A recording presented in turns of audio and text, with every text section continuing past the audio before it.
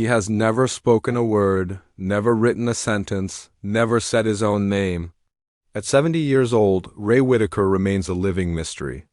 A man who barks to communicate, who growls instead of replying, who walks the hills of West Virginia with the wide, unblinking eyes of someone who may see the world from a place we cannot enter. Ray is one of the last surviving members of a family shaped by deep generational inbreeding.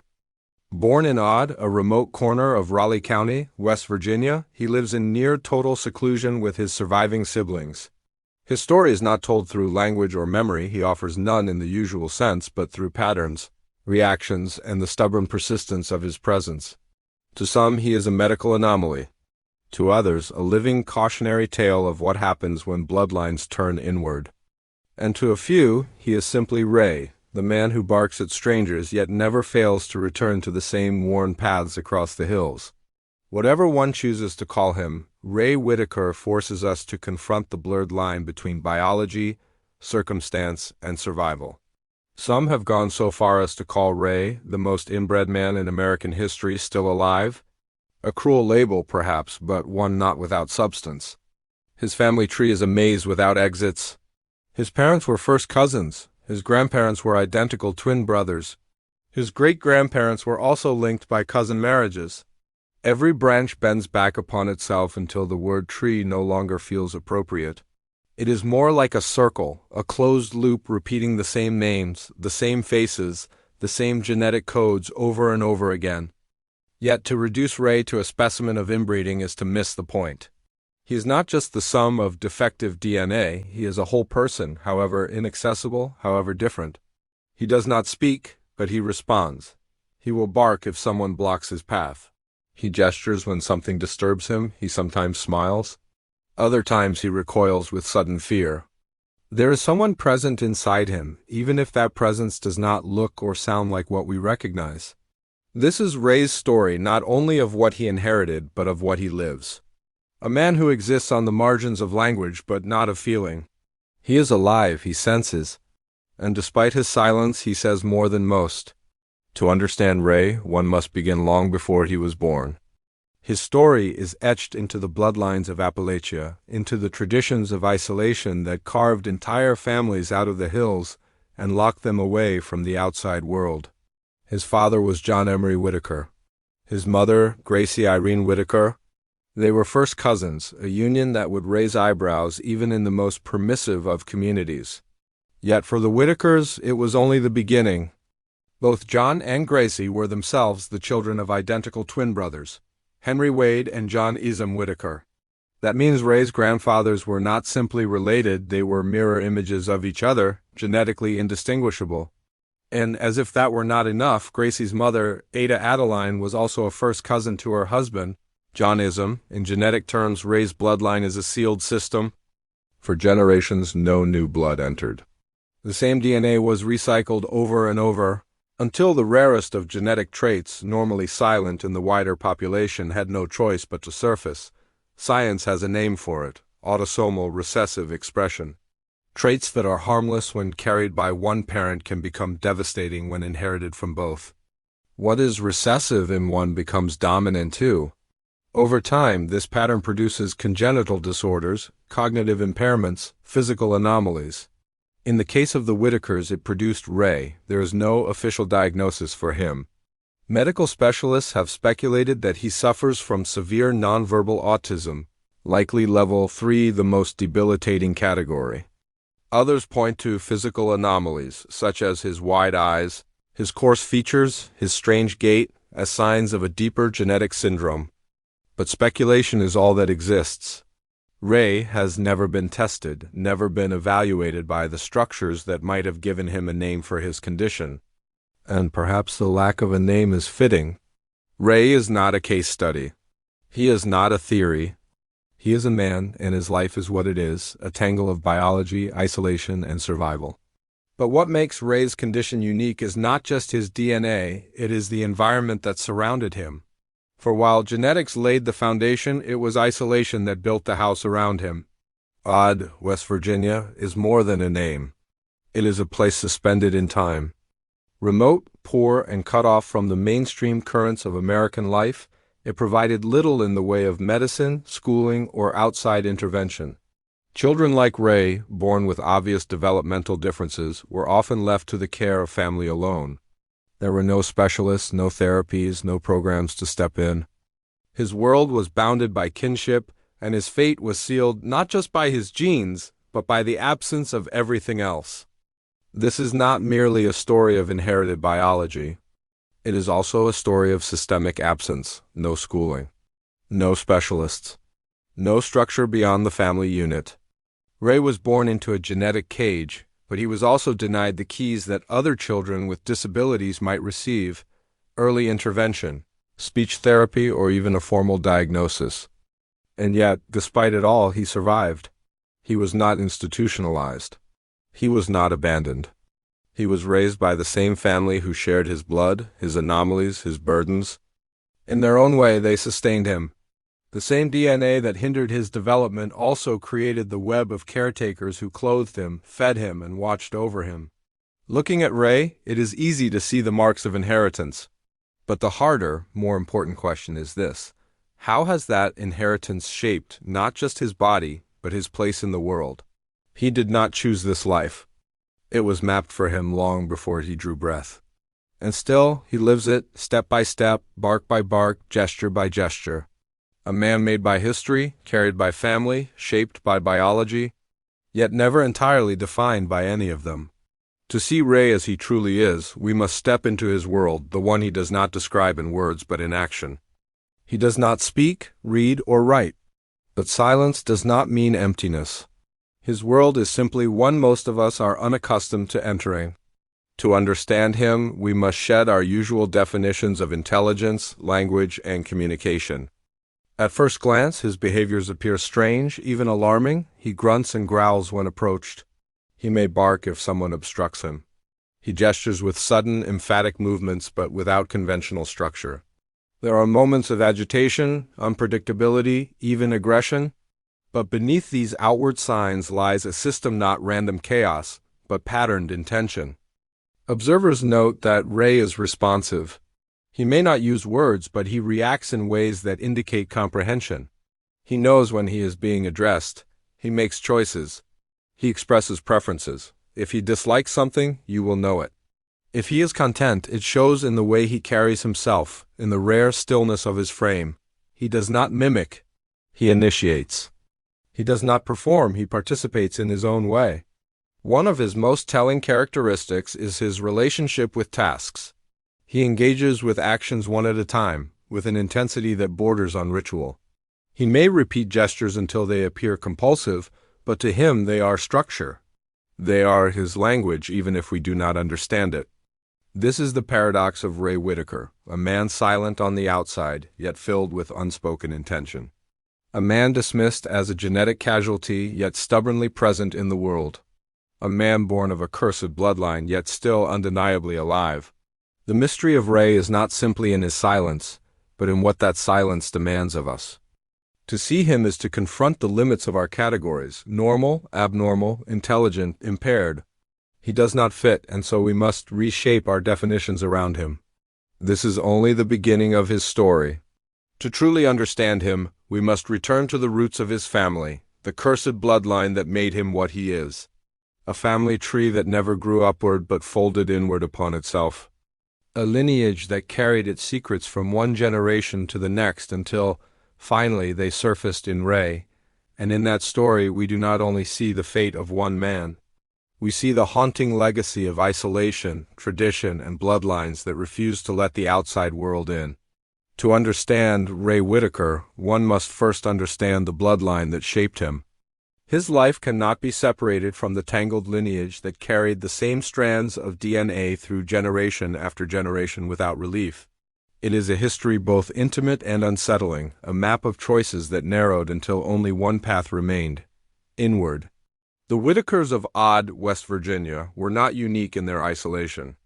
In the hollows of Appalachia, where mountains rose like walls and communities carved themselves into pockets of self-sufficiency, cousin marriages were not uncommon. Families lived and died on the same tracts of land, their children born into a cycle of familiarity and necessity. Roads were scarce, travel expensive, and outside bloodlines difficult to reach. But the Whittakers took this pattern further than most. John Emery Whittaker and Gracie Irene Whittaker Ray's parents were first cousins. That alone might have raised eyebrows, but in the context of Appalachia, it did not stand out as much as one might think. What made it remarkable, however, was the deeper web beneath them. Both John and Gracie were the children of identical twin brothers, Henry Wade Whittaker and John Eastham Whittaker. This detail is critical. Identical twins share the same DNA, which means John Emery and Gracie Irene, though technically first cousins, were closer to half-siblings in genetic terms. Their union amplified the narrowing of the family gene pool, but the story goes deeper still. Gracie's mother, Ada Adeline, was also a first cousin to her husband, John Eastham, so the loop did not simply close at one point. It doubled back upon itself repeatedly, weaving a pattern where no new variation entered. Every child born into this lineage carried the same fragments of DNA from multiple directions. A family tree is supposed to branch outward, the Whittaker's tree folded inward, over and over again. Science tells us what happens when a lineage closes upon itself like this. Normally, harmful genetic mutations are silent, carried quietly by individuals but masked by healthy genes from unrelated partners. When the same mutation meets itself when it is inherited from both sides, it awakens. Disorders once hidden suddenly emerge. Developmental disabilities, physical anomalies, heightened risk of disease. This is called autosomal recessive expression. It is why genetic counselors today strongly advise against close relative marriages. The chance of two people carrying the same rare mutation is small in the general population. But in families where everyone shares the same ancestry, that chance becomes not just likely, but inevitable. In the case of the Whittakers, these scientific principles played out not in theory, but in flesh and blood. Ray is perhaps the most extreme embodiment, but he is not alone. His siblings also carry the marks of the family bloodline, some less severely, others in ways just as striking. There is Lorraine, whose face twists into expressions that flicker between childlike innocence and sudden, startling intensity. There is Timmy, who rarely speaks and whose movements are slow, deliberate, almost otherworldly. There was Freddie, now gone, who was known to communicate almost entirely through grunts. Each of them, in different ways, reflects the looping bloodline that produced them. Ray's own characteristics are among the most striking. His wide, unblinking eyes, set in a face that seems to stare past rather than at. His guttural vocalizations, the barks and growls that stand in for words. His resistance to touch, as though human contact disrupts the fragile system he relies on to navigate the world. And yet, beneath these outward signs there is consistency. Patterns, intention. He may not speak, but he responds. He may not write, but he reacts with purpose. Observers who have spent time with the Whittakers often note how their behaviors, though bizarre at first glance, fall into a kind of order once you pay attention. The grunts are not random, the gestures are not meaningless. Each carries a signal, even if the outside world does not understand it. In a sense, the Whittakers have created their own language silent to us, but functional within their world. But to stop at genetics alone would be to oversimplify. Yes, the Whittakers' bloodline is the primary thread in this story. Yet environment, poverty, and systemic neglect are woven into it as well. Udd, West Virginia, is not merely remote. It is a place where poverty stretches back generations, where opportunities for education and medical care are scarce. For families like the Whittakers, survival itself became the focus. Anything beyond that, therapy, diagnosis, intervention, was beyond reach. Ray was born into this context. His disabilities, shaped by genetics, were compounded by the absence of support. There were no doctors offering early treatment. No teachers guiding him through specialized education, no social workers stepping in. He was left to the rhythms of his family, who in turn had only themselves to rely upon. And yet, despite it all, he lived. He was not sent away to an institution, as so many children with disabilities once were. He was not abandoned on the margins. Instead, he remained within the fold of the Whittakers, cared for by the same bloodline that created his condition. Herein lies the strange duality of Ray's story. The same family that passed on the genetic loop also provided the only structure of care he ever knew. His life is both a curse and a testament, cursed by inheritance, sustained by kinship. It is easy, from the outside, to judge, to see only the grotesque implications of inbreeding and ignore the lived reality of those within it. But to truly understand Ray, one must confront both truths. He is the product of choices made generations ago, choices shaped by isolation and tradition. But he is also the product of resilience, of a family that, however flawed, kept him alive. When outsiders encounter Ray, they are often struck by the sheer otherness of him. A man who cannot speak, yet barks. A man who cannot write, yet gestures with ferocity. A man whose very body seems to carry the echoes of a bloodline that never escaped itself. But to his family he is simply Ray, the brother who sits at the edge of the porch. The man who walks the same trails day after day, the presence that has always been there. To the Whittakers his silence is not shocking, it is simply reality. They do not view him as an anomaly, they view him as kin. The world beyond Odd, West Virginia, might see Ray as the embodiment of a genetic nightmare. But within Odd he is simply another thread in the fabric of the family. Perhaps this is what has sustained him for so long, not medical care, not social intervention, but a web of kinship that, however frail, never let go. This is what makes the story of Ray Whittaker so haunting. It is not only about science, nor only about poverty. It is about what happens when both converge. A cursed bloodline looping upon itself, a community too isolated to intervene. A family both the cause of and the shield against its own tragedy. And at the center of it all, Ray, silent, barking, watching with those wide eyes that never blink. He did not choose this fate.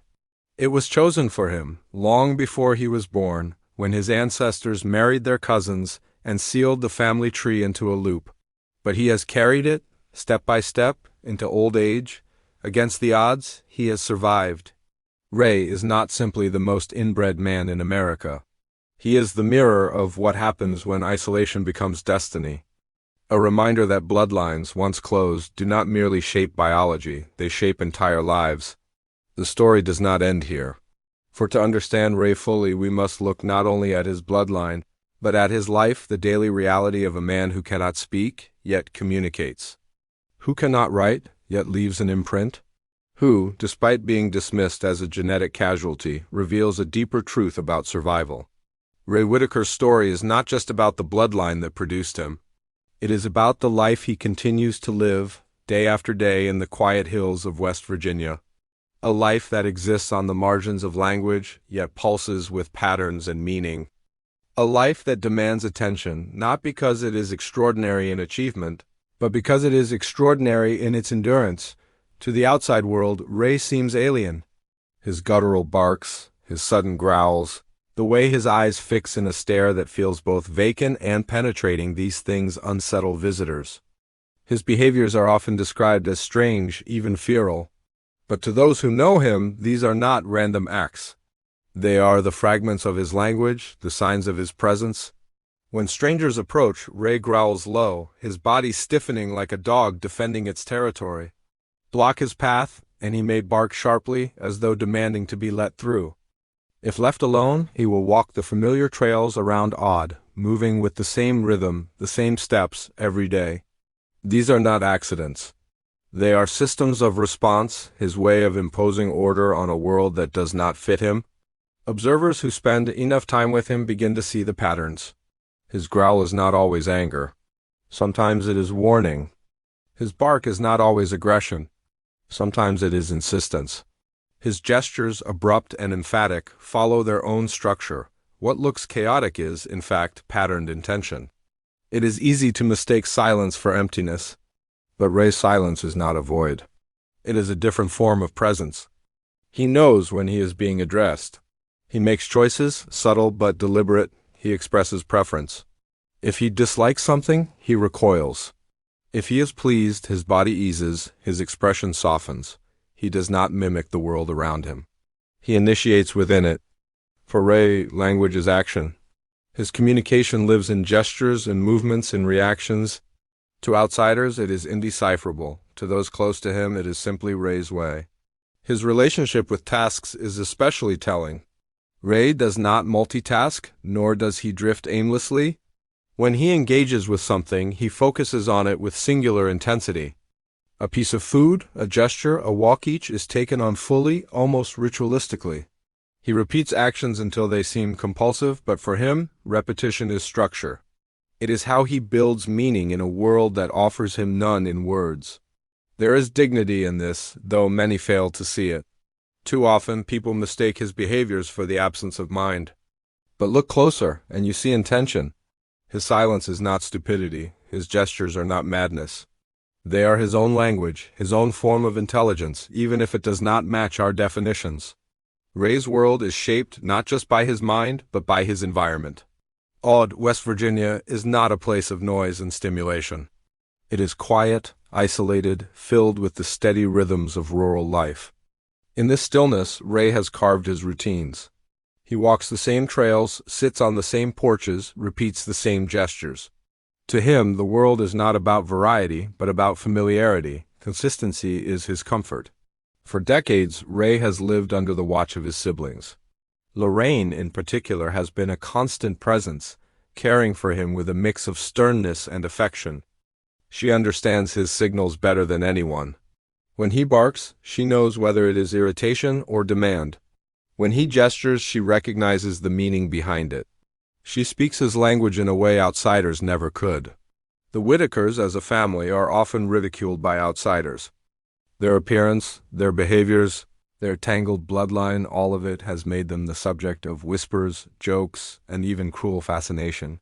Yet, within their world, they are simply themselves. They are bound not just by blood, but by survival. They have endured poverty, isolation, and ridicule. They have endured the consequences of their own lineage. And in the midst of it all, they have endured together. Ray is perhaps the most extreme example of what this bloodline has produced, yet he is also the most enduring. Despite being nonverbal, despite lacking all the interventions that might have helped him, despite carrying the heavy weight of his ancestry, he has lived into old age. That fact alone is remarkable. Most men like Ray, born with severe disabilities, raised without medical care, isolated from education, do not survive long. They die young, lost to neglect or disease or the simple inability to navigate a world that does not bend for them. But Ray has survived. He has not only survived, he has persisted. At 70 years old, he remains a living presence, walking the hills, barking his language, carrying the legacy of his family into the present. It is easy to label him the most inbred man in America. It is harder to see him as more than that. Yet to reduce him to genetics alone is to erase the complexity of his existence. Ray is not a case study. He is not a freak of nature. He is a man, shaped by forces beyond his control, but alive nonetheless. His survival is, in some sense, a paradox. The same bloodline that cursed him also sustained him. The same family that sealed his fate also protected him. He is both victim and testament victim of genetic collapse, testament to familial resilience. There is tragedy in Ray's story, but there is also something more. A reminder that life does not always conform to our categories of value or normality. A reminder that survival itself can be profound. When we look at Ray, we see what we are not accustomed to seeing, a man without words yet not without presence. A man without conventional intelligence, yet not without intention. A man whose silence forces us to reconsider what it means to be human. And perhaps that is the real power of Ray's story. Not the grotesque fascination with inbreeding, not the sensationalism of a cursed bloodline, but the challenge it presents. The challenge to see dignity where others see deformity. The challenge to see presence where others see absence. The challenge to recognize humanity in its most unfamiliar form. Ray Whittaker is not easy to understand. He never has been, and he never will be. But perhaps understanding is not the point. Perhaps the point is simply to witness, to acknowledge the existence of a man who, against all odds, has lived a life that defies every expectation. The silence of Ray is not emptiness. It is endurance, it is survival. It is a language all its own. And as long as he walks the hills of West Virginia, barking and growling his way through the world, that silence will continue to speak louder, than words ever could. Ray Whittaker's life cannot be separated from the story of his family. To understand him fully is to look not only at the man, but at the generations of choices, circumstances, and silences that shaped him. He is both an individual and a symbol, the living echo of a bloodline that turned inward until it had no place left to go. The Whittakers are infamous now, their name whispered with equal parts fascination and pity. Outsiders who encounter them often come away unsettled. Their appearance is unusual, their behaviors strange. Some of the siblings struggle to speak, their words tangled and slurred. Others do not speak at all. Their movements are sometimes jerky, their gestures emphatic and unpredictable. To those accustomed to the cadence of ordinary life, the Whittakers appear like a family cut from another world. But to dismiss them as curiosities is to miss the deeper truth. The Whittakers are the product of history as much as biology. They are what happens when isolation, poverty, and tradition converge. They are what happens when communities fold inward, when opportunities for change are scarce, when the outside world remains at arm's length for too long. Ray stands at the center of this story because he embodies its extremes. He is the most visibly shaped by the looping bloodline. His silence, his barks, his wide eyes, these traits are the starkest signs of the closed circle of DNA, yet he also embodies something less obvious: endurance. Despite his disabilities, despite the neglect of the systems that might have helped him, despite the ridicule of outsiders, Ray has survived. He is, in many ways, the proof that even the most cursed inheritance cannot erase the stubborn persistence of life. When people call Ray the most inbred man in America, they reduce him to a headline. But the truth is more complex. He is not merely a product of genetics gone wrong. He is a man who has lived 70 years in the face of every obstacle, biological, environmental, and social. That is not nothing. That is survival in its rawest form. The Whittaker story forces us to ask uncomfortable questions. How much of who we are is shaped by DNA? How much by environment? What happens when both conspire against us? And most importantly, what does it mean to live a human life, even when it looks nothing like what we expect? Ray cannot speak, yet he communicates. He cannot write, yet he leaves a presence. He cannot participate in society as we define it, yet he exists fully in his own way. His silence challenges the boundaries we draw around intelligence, value, and humanity. It is easy, from a distance, to look at the Whittakers and see only tragedy, the closed loop of their bloodline, the disabilities that ripple through their family, the poverty that has defined their lives for generations. But there is also something else here, harder to see, but just as real: resilience. The Whittakers have cared for each other. They have kept their family together. They have endured ridicule, poverty, and genetic curse, and yet they remain. Ray, in particular, is proof of this resilience. Without institutional care, without medical intervention, without the structures most people consider essential, he has lived into old age. His siblings fed him, clothed him, watched over him. They gave him continuity, however limited. And that continuity has been enough to sustain him for decades. In this way, the Whittakers represent both the horror and the humanity of inbreeding. Horror, because their family tree reveals the dangers of a closed bloodline, dangers written into their bodies and behaviors. Humanity, because within that horror they have still lived, still cared, still endured. Ray's story does not have a tidy conclusion. There is no redemption arc, no miraculous transformation. He will never speak his first word. He will never write his name. He will never escape the genetic inheritance that shaped him. But perhaps that is the point. His life forces us to confront realities we would rather avoid, that not every story fits into neat categories of triumph or tragedy. Some simply persist. And persistence, in its own way, is profound. For decades, Ray has walked the same hills, barked the same barks, lived the same silent life. Outsiders come and go, staring, speculating, documenting. But when they leave, Ray remains. He's still there, still present, still alive in a way that defies explanation. His silence continues, his presence endures. The legacy of Ray Whittaker is not only in what he inherited, but in what he represents. He is a mirror held up to society, reflecting both our fascination with the grotesque and our failure to provide for those who do not fit our mold. He is a reminder that behind every headline about inbreeding is a human life, messy and untranslatable, but no less real. Perhaps the most unsettling thing about Ray is not his silence, but what it reveals about us. How quickly we reduce people to anomalies. How easily we dismiss lives that do not look like ours.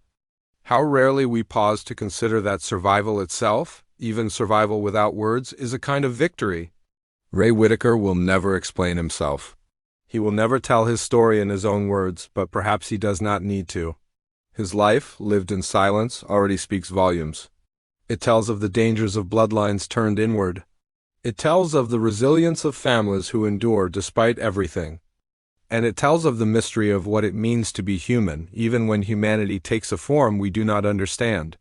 In the end, Ray is not just the most inbred man in America. He's not just a product of a cursed bloodline, he is a man. Silent, present, enduring. A reminder that life, no matter how twisted its origins, has a way of persisting. As long as he walks the hills of Odd, barking his language into the quiet air, his story will remain. A story not of triumph, not of tragedy, but of something in between. A story of inheritance, endurance, and the unyielding persistence of life. And perhaps, when we look at Ray, we should not ask what he lacks. We should ask what he teaches us about genetics, about isolation, about survival, about the limits of our understanding. The silence of Ray Whittaker is not emptiness, it is presence. It is life itself. Thank you for watching this video. Click here to watch another video that might interest you.